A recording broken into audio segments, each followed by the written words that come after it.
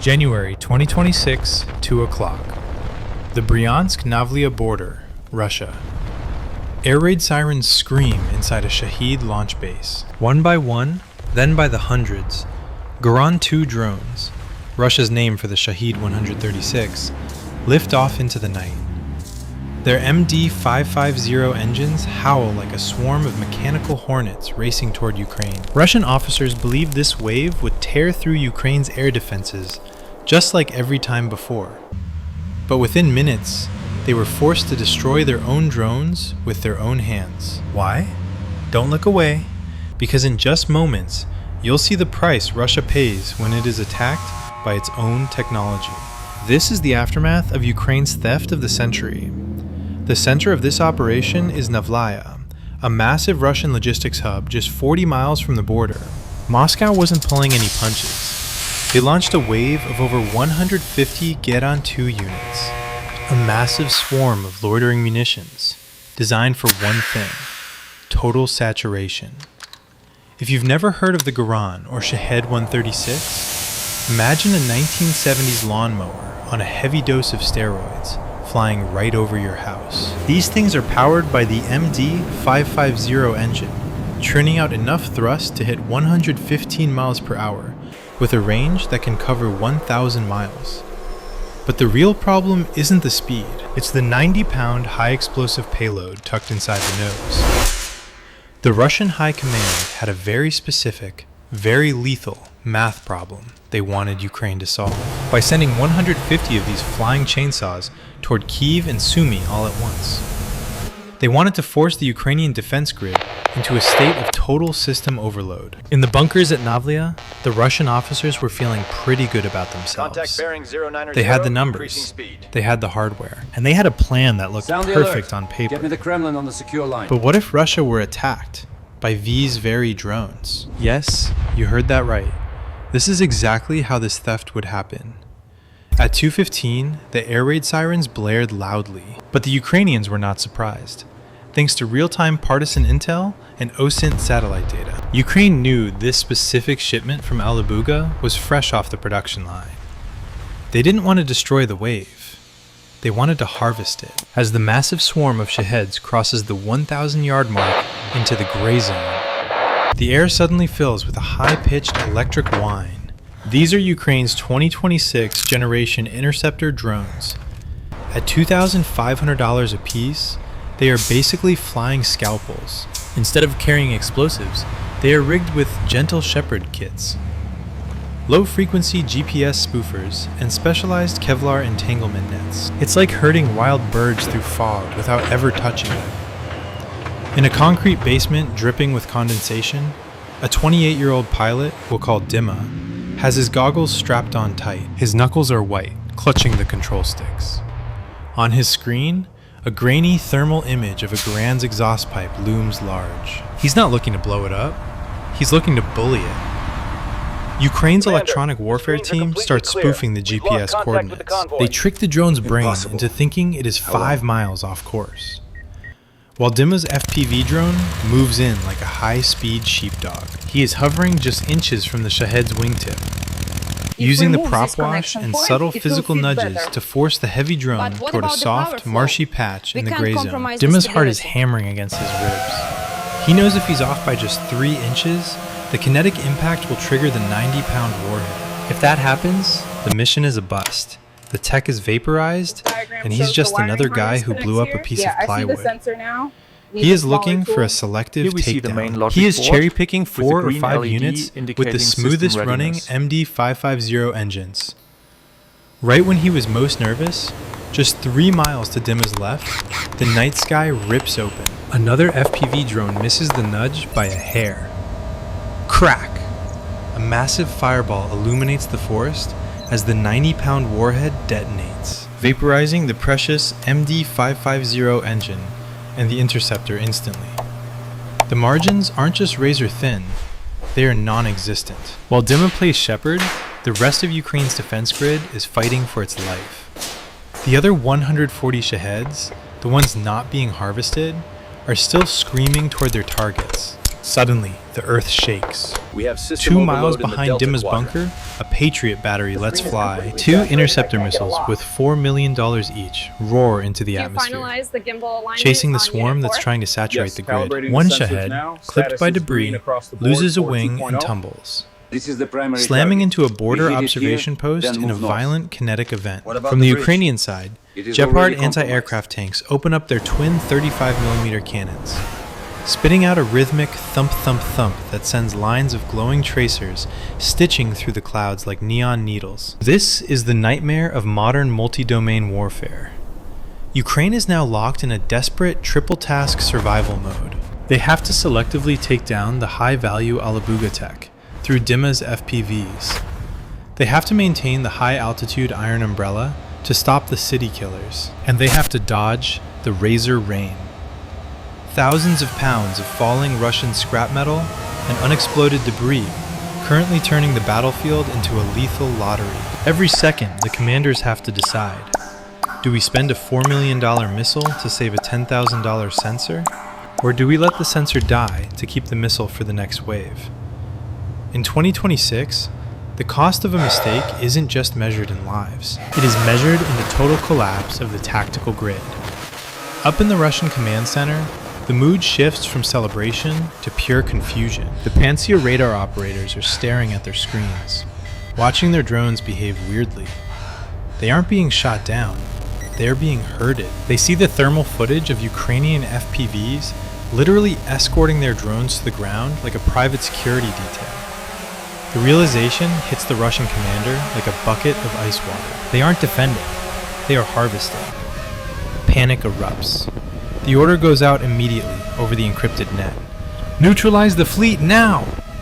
Suddenly, the Russian Pantsir systems, the very ones meant to protect the swarm, start frantically engaging their own drones. They'd rather turn their 13 billion ruble investment into scrap metal than let one single MD-550 engine fall into Ukrainian hands. 2:45. The Russian commanders at Novaya have lost their minds. They stop looking for Ukrainian targets and point every available Pantsir S-1 barrel at their own drones. It is a firewall of 30mm lead. They are shredding their own fleet. Millions of dollars in tech falling out of the sky in a rain of burning plywood and twisted metal. One Pantsir volley tears right through a Geran 2, turning it into a rain of burning debris. But the tracers keep going, slamming into 2 of Dimma's FPV drones. His screen flashes "Signal Lost" in a jagged red font. His high-tech sheepdogs were vaporized by the very people they were trying to outsmart. Inside the bunker, Dimma's sweat is cold. He is down to his last 3 herded targets. He has one Shahed just 10 feet above the marsh. So close, he can almost taste the victory. But then, the Russian remote kill command finally punches through a gap in the electronic interference. Boom! The drone Dimma was gentling to the ground suddenly undergoes a massive structural failure. A 90-pound high-explosive event erupts just feet from the mud.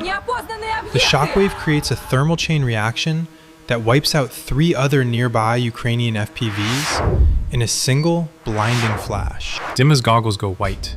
He rips them off. His eyes are stinging. "They're mass detonating!" he shouts. That's the self-destruct mode. Moscow is hammering the detonate button on every serial number in the air. For every drone Ukraine tries to save, 3 more are being turned into falling scrap metal by their own creators. But Dimma isn't done. He grabs a backup controller and hooks into a drone that has already landed in a quote, dead zone, where the jammers are strongest. "I've got 4, he whispers, his breath hitching. 4 stable signatures. The Faraday cages are holding. He has managed to land a handful of pristine Alabuga units in a specific shadow zone, shielded from the Russian kill signals. Back at Novalia, the Russian commander is staring at his thermal screen. The air is clear. They have successfully shredded 95% of their own wave, but his heart sinks when he looks at the ground. Through the thermal optics of a Russian Orlan drone, they see it. 3 tiny flickering heat signatures racing across the mud at 60 miles per hour. These are Ukraine's SSO, Special Operations Forces, mounted on buggy-style vehicles. These things are basically roll cages with engines, built for one thing: high-speed ghost harvests. They are running blacked out, no lights, using high-end NVGs to navigate the treacherous forest floor. They have exactly 15 minutes before Russian artillery turns this entire grid square into a moonscape. Target sighted at 3 o'clock, the SSO team lead shouts over the comms. He slams the buggy into a drift, stopping inches from a downed Duran 2 sitting upright in the marsh. It is a pristine specimen. The MD-550 engine is still warm, smelling of high-octane fuel and scorched oil. But this fish has a hair trigger. Moscow is hammering the remote detonation codes every millisecond, trying to turn this recovery mission into a funeral. The SSO technician leaps off the buggy, holding a pressurized canister. Nitrogen, now! He douses the Shahed's nose cone in a cloud of liquid nitrogen, freezing the chemical fuse and the electronic trigger in a fraction of a second. It's like putting a ticking time bomb in a deep freezer. While the tech works, 2 other operators throw a portable Faraday cage over the entire drone, a specialized high-conductivity mesh tent. Instantly, the link to Moscow is severed. Inside that mesh bubble, the drone is electronically dead. Back at Navlia, the Russian commander is screaming at his console. The signal is flat. Why isn't it blowing? Realizing the Faraday trick, he stops trying to be surgical. He grabs a radio to the heavy artillery batteries. Coordinate grid 44 Alpha. Flatten everything. The first 152mm shell impacts 200 yards away, throwing a wall of mud and shrapnel into the air. The ground shakes violently. Go, go, go! The SSO team hauls the 50-pound MD-550 engine onto the buggy's rear rack. It is a brutal physical struggle. Greasy metal, sharp edges, and the constant fear that the frozen fuse might still spark. They've got 4 engines, 4 guidance kits, the crown jewels of Alabuga. In the Russian command post, the commander watches the tiny heat signatures of the buggies, weaving through the falling artillery shells, disappearing back into the Ukrainian tree line. It is the ultimate irony. Too late. Ukraine had already finished the heist and left through the back door. 4 Alabuga engines are now headed to a secret workshop in Kiev, and Moscow has just realized they've provided the raw materials for their own future funeral. Ukraine didn't leave Moscow waiting for long. Exactly 7 days after the Ghost Harvest, while Russian commanders were still filing paperwork to explain why they shredded their own multi-million-dollar fleet, the stolen tech was already undergoing a Frankenstein makeover in a secret workshop. The Ukrainians didn't bother copying the Shahed from scratch. That's for people with too much time and not enough war. Instead, they performed what engineers call battlefield jerry-rigging.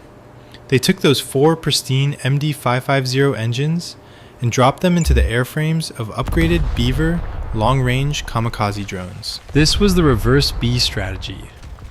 By January 25th, 2026, they had a fleet of 10.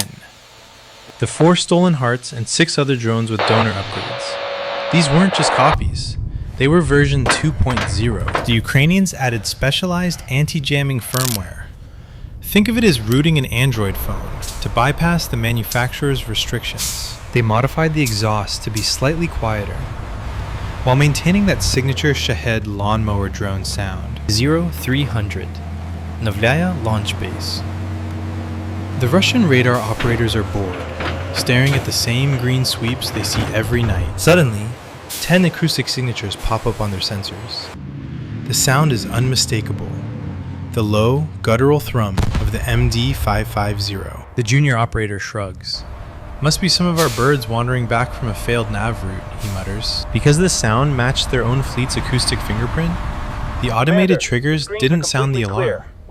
It's like a security guard letting a thief in because the guy is wearing the company uniform. But as the drones dip below 100 feet, screaming toward the Navilia launch ramps at 120 miles per hour, the Russian commander realized the reverse B was already in the room. By the time the Pantsir systems tried to lock on, the drones weren't looking for cities. They were looking for the very ramps they had launched from a week prior. Contact.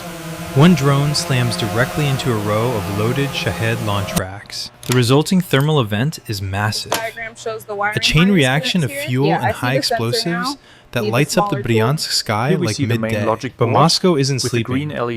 Within seconds of the first fireball, the Navlia base erupts in a frantic defensive response. One Pantsir commander, realizing he's being hunted by his own technology, overrides the automated friend or foe filters and begins blind firing into the smoke. He manages to catch one of the modified beavers in a crossfire of 30mm shells, shredding the stolen MD-550 engine mid-air in a spray of sparks and fuel. But while the Russians are fixated on the loud screaming bees in the sky, they've left the back door wide open.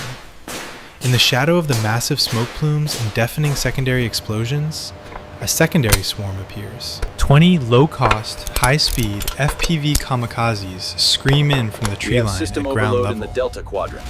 These aren't long-range harvests. They are the cleanup crew. They weave through the burning wreckage of the launch racks like mechanical wasps, ignoring the main fires to target the high-value nervous system of the base. The fuel tankers, the mobile command vans, the power generators for the radar arrays. The resulting thermal event is massive. A violent chain reaction of high-octane fuel and 90-pound warheads. It lights up the Bryansk sky like a second sunrise. Through the blinding white light of the cook-offs, 2 more long-range drones, the final stolen hearts, use their high-precision optical guidance to navigate through the black soot. They ignore the easy targets and dive straight into the very Pantsir batteries, the ones that had fired on Dima's FPV 7 days earlier. The Russian officers at Navlia were in a state of pure, unadulterated shock. They were being hit by the literal ghosts of their own equipment. It was a psychological meltdown. How do you defend against a weapon that sounds like your own, but carries a Ukrainian message inside the warhead? Moscow had to freeze all Shahed operations across the northern border for 48 hours, just to figure out how to tell their own drones apart from the boomerangs. You see, Russia thought they were being clever by destroying their own house to keep the neighbors out. But Ukraine just took the burning wood, carved it into a spear, and threw it right back through the front window. It is the most expensive return to sender in military history. Ukraine didn't just win a battle at Navlia. They turned Russia's best weapon into a psychological liability that Moscow can no longer fully trust. So here's the big question for the Kremlin. When the next wave of jet-powered gerunds takes off, will they be heading for Kyiv? Or are they just the next recruits for Ukraine's reverse B fleet? Drop a comment below and let me know. Is this the ultimate military Uno reverse card? Or just the beginning of a whole new era of drone theft? And hey, if you want to see how Ukraine mods the next piece of Russian tech, make sure to hit that subscribe button. Catch you in the next one.